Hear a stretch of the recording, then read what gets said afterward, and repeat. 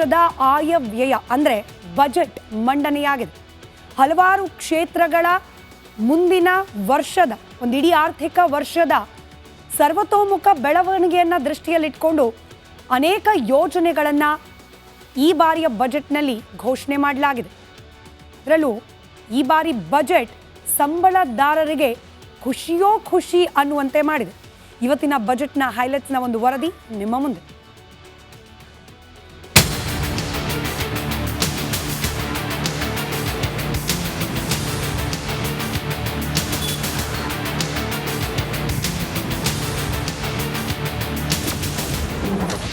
Block buster budget ಕೊಟ್ಟ ಮೋದಿ ಸರ್ಕಾರ. ತೆರಿಗೆ ಮಿತಿ ಹೆಚ್ಚಳ, ಮಧ್ಯಮ ವರ್ಗ ಫುಲ್ ಖುಷ್. 2025ನೇ ಸಾಲಿನ ಕೇಂದ್ರ ಬಜೆಟ್ನಲ್ಲಿ ಮೋದಿ ಸರ್ಕಾರ ಇಡೀ ದೇಶದ ಮಧ್ಯಮ ವರ್ಗದ ಜನತೆಯೇ ನಿಟ್ಟುಸಿರು ಬಿಡುವಂತ ಮಹತ್ವದ ಘೋಷಣೆ ಮಾಡಿದೆ. ಮಧ್ಯಮ ವರ್ಗದ ಆದಾಯ ತೆರಿಗೆಯ ಹೊರೆ ಇಳಿಸಿದ್ದು 12 ಲಕ್ಷದವರೆಗೂ ಆದಾಯ ತೆರಿಗೆ ಮಿತಿಯನ್ನ ಹೆಚ್ಚಿಸಿದೆ. I am now happy to announce that there will be no income tax payable up to income of 12 lakh rupees.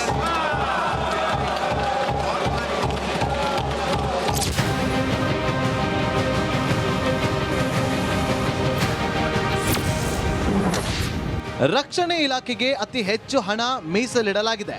ಈಗ ಭಾರತದ 3 ಸುತ್ತು ಶತ್ರುಗಳು ಹುಟ್ಟಿಕೊಂಡಿರೋದ್ರಿಂದ 4,91,732 ಕೋಟಿ ನೀಡಲಾಗಿದೆ.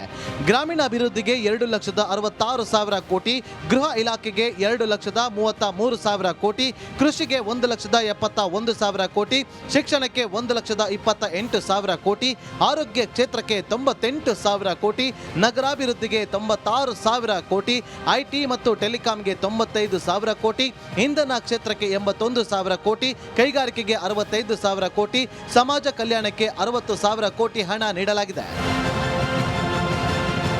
ದೇಶದ ದೃಷ್ಟಿಯಿಂದ, ಅದರಲ್ಲೂ ಕರ್ನಾಟಕದ ದೃಷ್ಟಿಯಿಂದ ಬಹಳ ನಿರಾಶಾದಾಯಕವಾದಂಥ ದೂರದೃಷ್ಟಿ ಇಲ್ಲೇ ಇರ್ತಕ್ಕಂಥ ಬಜೆಟ್ ಪೂರ್ವಭಾವಿ ಚರ್ಚೆನಲ್ಲಿ ನಮ್ಗೆ ಕರೆದಿದ್ರು. ನಾನು ಕೃಷ್ಣ ಬೈರೇಗೌಡರನ್ನು ಕಳಿಸಿಕೊಟ್ಟಿದ್ದೆ. ಈ ಬಜೆಟ್ನಲ್ಲಿ ಅನೇಕ ಬೇಡಿಕೆಗಳನ್ನು ಇಟ್ಟಿದ್ದೆ.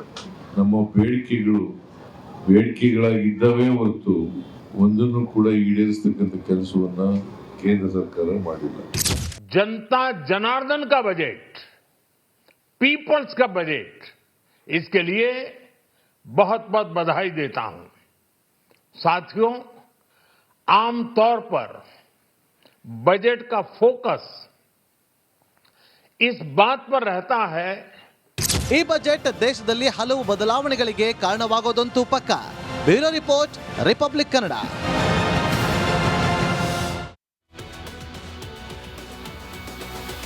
ವರ್ಷದ ಆಯವ್ಯಯ ಅಂದರೆ ಬಜೆಟ್ ಮಂಡನೆಯಾಗಿದೆ. ಹಲವಾರು ಕ್ಷೇತ್ರಗಳ ಮುಂದಿನ ವರ್ಷದ ಒಂದು ಇಡೀ ಆರ್ಥಿಕ ವರ್ಷದ ಸರ್ವತೋಮುಖ ಬೆಳವಣಿಗೆಯನ್ನು ದೃಷ್ಟಿಯಲ್ಲಿಟ್ಕೊಂಡು ಅನೇಕ ಯೋಜನೆಗಳನ್ನು ಈ ಬಾರಿಯ ಬಜೆಟ್ನಲ್ಲಿ ಘೋಷಣೆ ಮಾಡಲಾಗಿದೆ. ಇದರಲ್ಲೂ ಈ ಬಾರಿ ಬಜೆಟ್ ಸಂಬಳದಾರರಿಗೆ ಖುಷಿಯೋ ಖುಷಿ ಅನ್ನುವಂತೆ ಮಾಡಿದೆ. ಇವತ್ತಿನ ಬಜೆಟ್ನ ಹೈಲೈಟ್ಸ್ನ ಒಂದು ವರದಿ ನಿಮ್ಮ ಮುಂದೆ.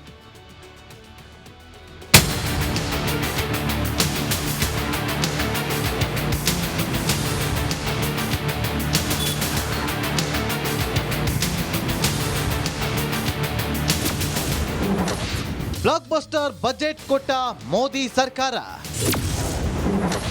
ತೆರಿಗೆ ಮಿತಿ ಹೆಚ್ಚಳ, ಮಧ್ಯಮ ವರ್ಗ ಫುಲ್ ಖುಷ್. 2025ನೇ ಸಾಲಿನ ಕೇಂದ್ರ ಬಜೆಟ್ನಲ್ಲಿ ಮೋದಿ ಸರ್ಕಾರ ಇಡೀ ದೇಶದ ಮಧ್ಯಮ ವರ್ಗದ ಜನತೆಯೇ ನಿಟ್ಟುಸಿರು ಬಿಡುವಂತ ಮಹತ್ವದ ಘೋಷಣೆ ಮಾಡಿದೆ. ಮಧ್ಯಮ ವರ್ಗದ ಆದಾಯ ತೆರಿಗೆಯ ಹೊರೆ ಇಳಿಸಿದ್ದು 12 ಲಕ್ಷದವರೆಗೂ ಆದಾಯ ತೆರಿಗೆ ಮಿತಿಯನ್ನ ಹೆಚ್ಚಿಸಿದೆ. I am now happy to announce that there will be no income tax payable up to income of 12 lakh rupees.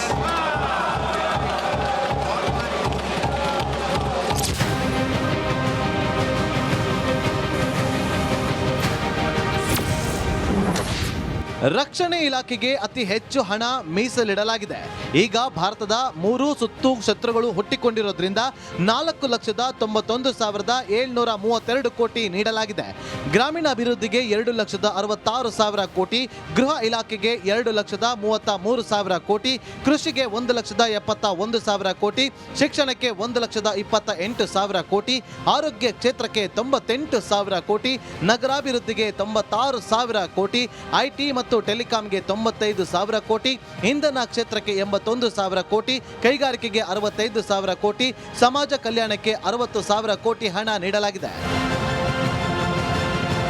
ದೇಶದ ದೃಷ್ಟಿಯಿಂದ ಅದರಲ್ಲೂ ಕರ್ನಾಟಕದ ದೃಷ್ಟಿಯಿಂದ ಬಹಳ ನಿರಾಶಾದಾಯಕವಾದಂಥ ದೂರದೃಷ್ಟಿ ಇಲ್ಲೇ ಇರ್ತಕ್ಕಂಥ ಬಜೆಟ್ ಪೂರ್ವಭಾವಿ ಚರ್ಚೆನಲ್ಲಿ ನಮ್ಗೆ ಕರೆದಿದ್ರು. ನಾನು ಕೃಷ್ಣ ಬೈರೇಗೌಡರನ್ನ ಕಳಿಸ್ಕೊಟ್ಟಿದ್ದೆ. ಈ ಬಜೆಟ್ನಲ್ಲಿ ಅನೇಕ ಬೇಡಿಕೆಗಳನ್ನು ಇಟ್ಟಿದ್ದೆ.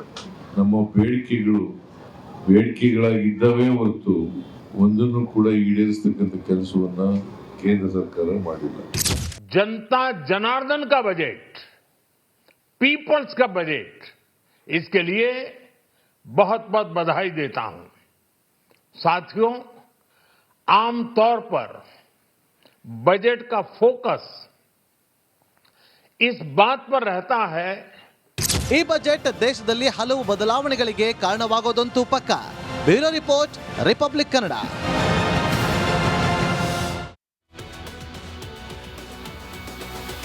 ವರ್ಷದ ಆಯವ್ಯಯ ಅಂದರೆ ಬಜೆಟ್ ಮಂಡನೆಯಾಗಿದೆ.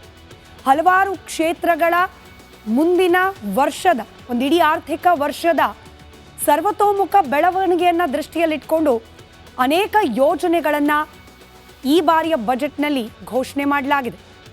ಅದರಲ್ಲೂ ಈ ಬಾರಿ ಬಜೆಟ್ ಸಂಬಳದಾರರಿಗೆ ಖುಷಿಯೋ ಖುಷಿ ಅನ್ನುವಂತೆ ಮಾಡಿದೆ. ಇವತ್ತಿನ ಬಜೆಟ್ನ ಹೈಲೈಟ್ಸ್ನ ಒಂದು ವರದಿ ನಿಮ್ಮ ಮುಂದೆ.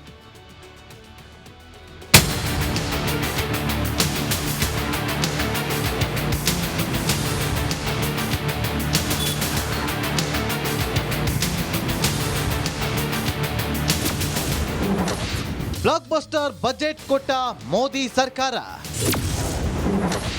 ತೆರಿಗೆ ಮಿತಿ ಹೆಚ್ಚಳ, ಮಧ್ಯಮ ವರ್ಗ ಫುಲ್ ಖುಷ್. 2025ನೇ ಸಾಲಿನ ಕೇಂದ್ರ ಬಜೆಟ್ನಲ್ಲಿ ಮೋದಿ ಸರ್ಕಾರ ಇಡೀ ದೇಶದ ಮಧ್ಯಮ ವರ್ಗದ ಜನತೆ ನಿಟ್ಟುಸಿರು ಬಿಡುವಂತ ಮಹತ್ವದ ಘೋಷಣೆ ಮಾಡಿದೆ. ಮಧ್ಯಮ ವರ್ಗದ ಆದಾಯ ತೆರಿಗೆಯ ಹೊರೆ ಇಳಿಸಿದ್ದು 12 ಲಕ್ಷದವರೆಗೂ ಆದಾಯ ತೆರಿಗೆ ಮಿತಿಯನ್ನ ಹೆಚ್ಚಿಸಿದೆ. I am now happy to announce that there will be no income tax payable up to income of 12 lakh rupees.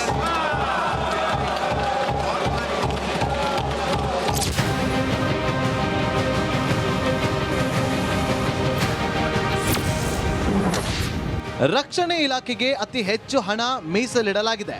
ಈಗ ಭಾರತದ 3 ಸುತ್ತು ಶತ್ರುಗಳು ಹುಟ್ಟಿಕೊಂಡಿರೋದ್ರಿಂದ 4,91,732 ಕೋಟಿ ನೀಡಲಾಗಿದೆ.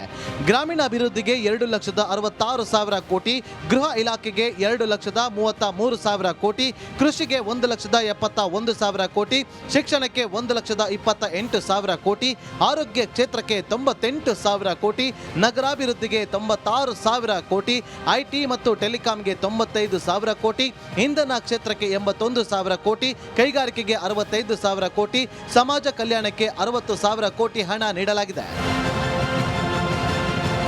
ದೇಶದ ದೃಷ್ಟಿಯಿಂದ ಅದರಲ್ಲೂ ಕರ್ನಾಟಕದ ದೃಷ್ಟಿಯಿಂದ ಬಹಳ ನಿರಾಶಾದಾಯಕವಾದಂಥ ದೂರದೃಷ್ಟಿ ಇಲ್ಲೇ ಇರ್ತಕ್ಕಂಥ ಬಜೆಟ್ ಪೂರ್ವಭಾವಿ ಚರ್ಚೆನಲ್ಲಿ ನಮ್ಗೆ ಕರೆದಿದ್ರು.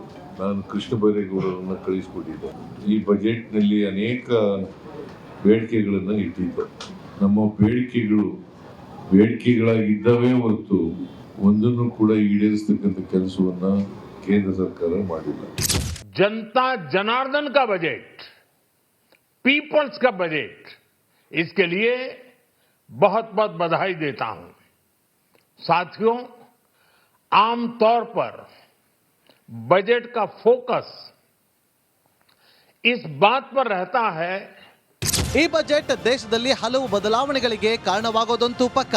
Bureau report, republic Kannada.